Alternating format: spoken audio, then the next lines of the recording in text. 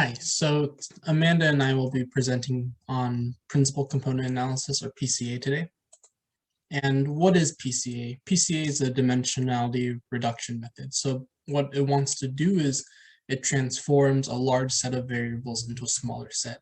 And this smaller set wants to have as much information as possible from the original, and these new smaller set of variables are uncorrelated with each other.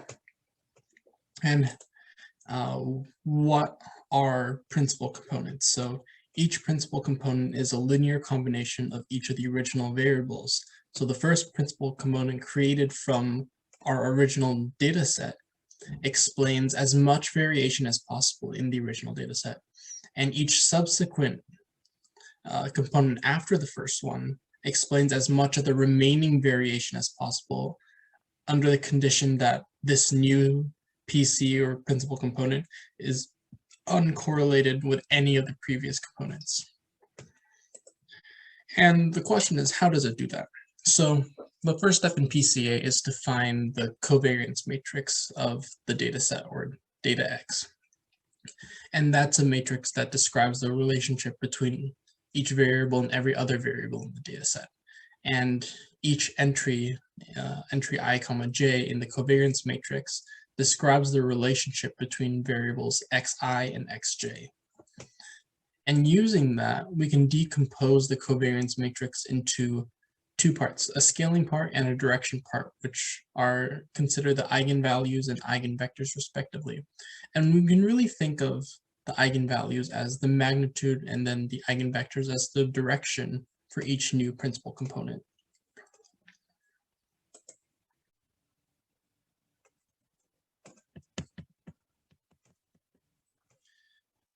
So this graph is kind of just a visual representation of what's happening in PCA. In this case, you have a line that goes through the center of the data, and we're projecting the point, our data points, perpendicularly onto the line. And what PCA is trying to do is basically find the line that, the best fit line that maximizes the distance of the projected red points to the center of the data. So we square the distances from the each red point here to the center of this data, and we sum it, and that actually becomes the eigenvalue of the principal component. And the slope of this line is essentially the eigenvector. And that becomes principal component 1. And then the second principal component will be directly perpendicular to this line, the best fit line. In this case, the best fit line for PC1 is kind of this pink. And then PC2s will be directly perpendicular, which will be this gray line.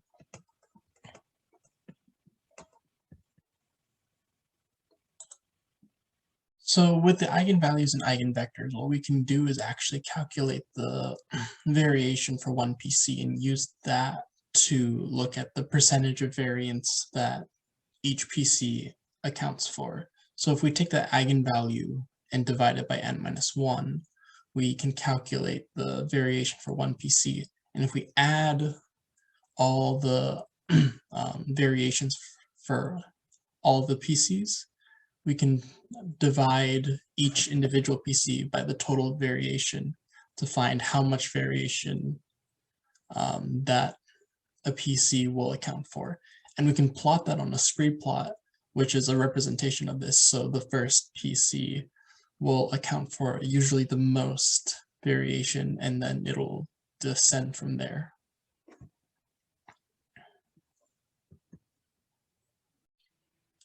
And each eigenvector is scaled by its corresponding eigenvalue. These products become our principal components. And again, each principal component is a linear combination of the original variables. And this is very useful because it removes correlated features from a data set and can help improve algorithm performance and can simplify models, basically. And now Amanda will be presenting on how to run a PCA in R using the IRIS dataset.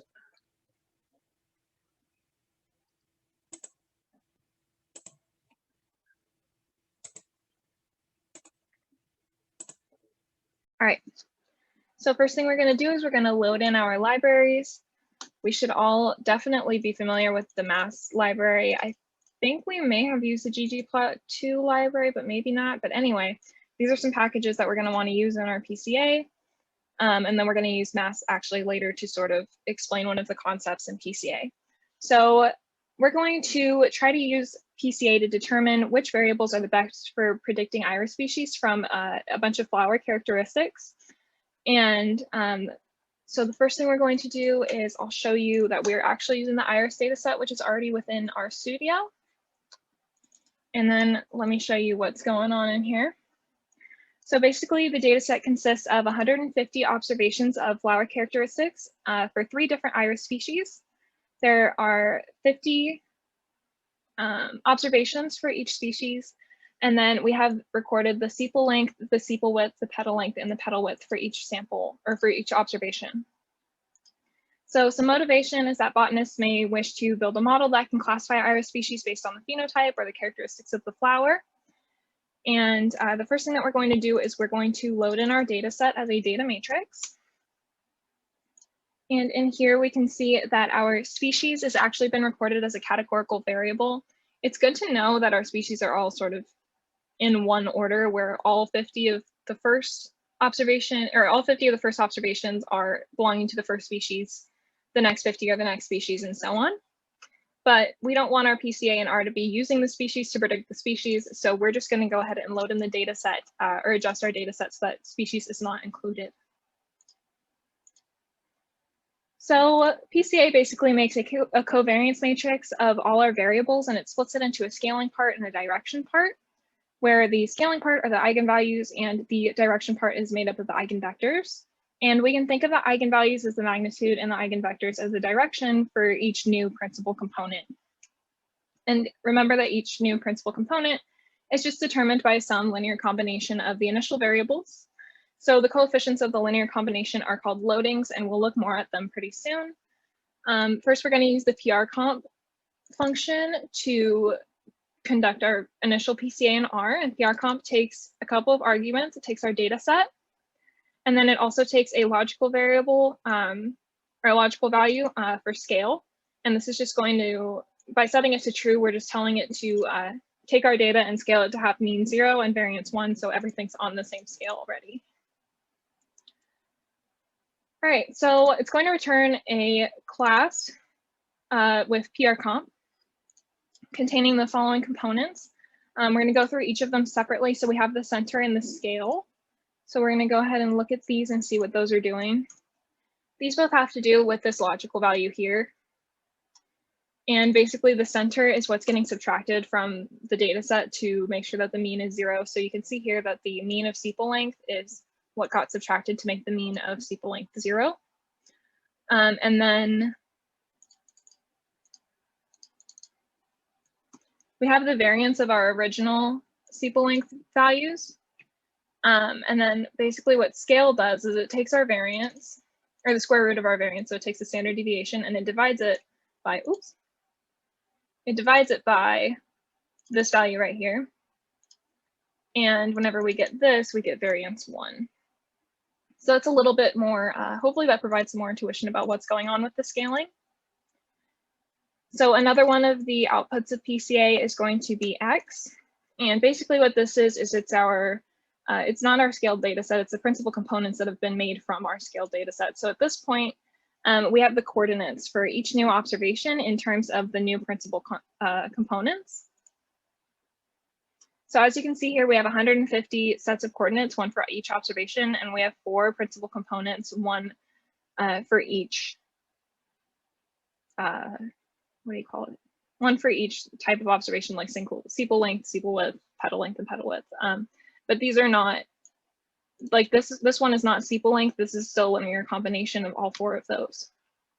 And the first principal component is trying to explain as much variation as possible in the original data using just one variable.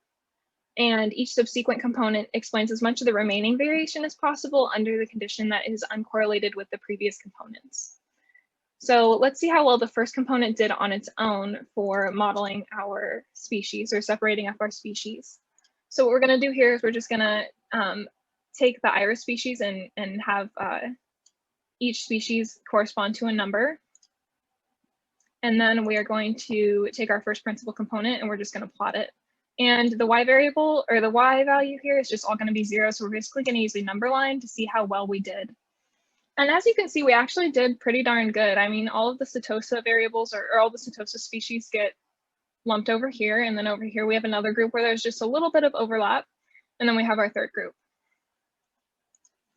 So as you can see, the first component does pretty well on its own. We have all of our original observations basically split up on a number line using just one variable instead of 4. And then the second principal component is going to account for the second most variation in the data, so we can see if it adds substantial value to our current model in the next visualization. So now we're just going to go ahead and do basically the same thing, except the y-axis is going to be the second principal component. So it's not really clear how much better this is than the number line, considering that we still have this overlap over here. So what we can do is that PRComp provides us with more information with its next output, which is going to be SDEV, which is the standard deviation of the principal components, which are the square roots of the eigenvalues of the covariance matrix, although R does perform these calculations by a singular value decomposition. But unless you've taken Math 524, that probably doesn't mean anything to you, and it's easier to understand it through the lens of eigenvalues and eigenvectors. So we can go ahead and see what this is doing right here is it's actually calculating the variation that each principal component explains as a percentage of the total variation. And then we're going to go ahead and visualize what that actually means by using a scree plot. So a scree plot is, I'll show you. It's sometimes used as a line plot. It can also be used as a bar plot.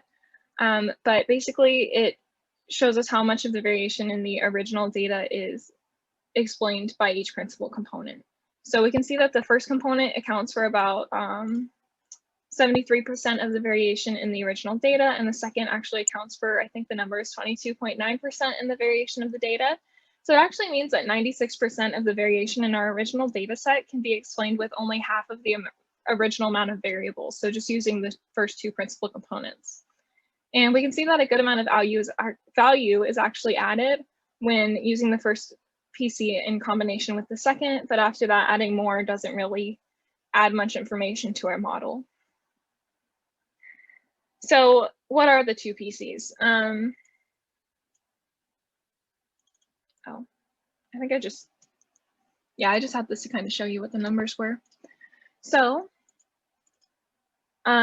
R has one last output in the PRComp function called rotation, and rotation are the loading scores that I mentioned earlier of each principal component. So remember the columns in the sort of split up covariance matrix, whenever we split that into eigenvectors and eigenvalues, the columns in the one with the eigenvectors kind of give us the recipe for each principal component in terms of the original variables. So what this basically does is it shows us that PC is a linear combination of each of our original variables given by it's basically that PC1 is this value times sepal length minus 0.26 whatever times sepal width plus this value times the petal length plus this value times the petal width, and so on. So as you can see, if we were to scale the data ourselves, let's say that we went through and we did what the PCA does, is it scales the values ourselves. So now we have all of those over here. And then if we wanted to fit a linear model to predict PC1, which we already have, we're going to get those same coefficients. So yeah, we get some intercept, but we get this value for the petal width, this value for the petal length, and so on that we already had. So you can see that this one for sepal length matches this one for sepal length down here.